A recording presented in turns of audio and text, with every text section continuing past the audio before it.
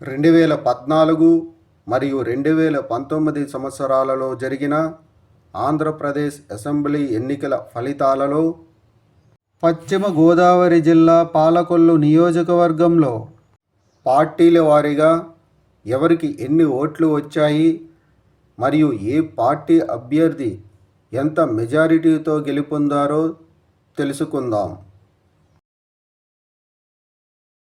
ముందుగా 2014 సంవత్సరంలో జరిగిన ఆంధ్రప్రదేశ్ అసెంబ్లీ ఎన్నికల్లో పశ్చిమ గోదావరి జిల్లా పాలకొల్లు నియోజకవర్గంలో తెలుగుదేశం పార్టీ అభ్యర్థి నిమ్మల రామానాయుడుకు 51,523 ఓట్లు, వైఎస్ఆర్ కాంగ్రెస్ పార్టీ అభ్యర్థి మేకా శేషుబాబుకు 45,140 ఓట్లు, స్వతంత్ర పార్టీ అభ్యర్థి సత్యనారాయణ మూర్తికు 38,420 ఓట్లు వచ్చాయి.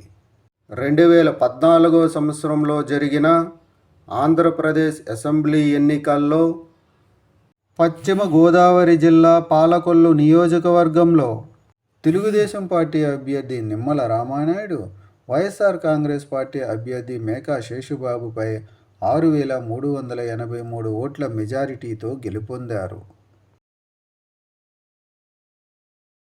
2019 సంవత్సరంలో జరిగిన ఆంధ్రప్రదేశ్ అసెంబ్లీ ఎన్నికల్లో పశ్చిమ గోదావరి జిల్లా పాలకొల్లు నియోజకవర్గంలో తెలుగుదేశం పార్టీ అభ్యర్థి నిమ్మల రామానాయుడుకు 67,549 ఓట్లు, వైఎస్ఆర్ కాంగ్రెస్ పార్టీ అభ్యర్థి సత్యనారాయణ మూర్తికు 49,740 ఓట్లు, జనసేన పార్టీ అభ్యర్థి గున్నం నాగబాబుకు 32,984 ఓట్లు వచ్చాయి.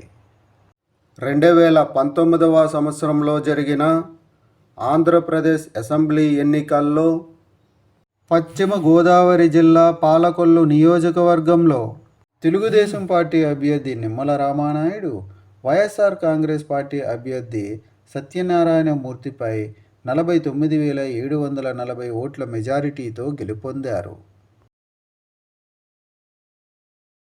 పశ్చిమ గోదావరి జిల్లా పాలకొల్లు నియోజకవర్గంలో 2024 సంవత్సరంలో జరగబోయే ఎన్నికల్లో మీరు ఏ పార్టీకి సపోర్ట్ చేస్తారు అనేది కామెంట్ చేయండి. Thank you.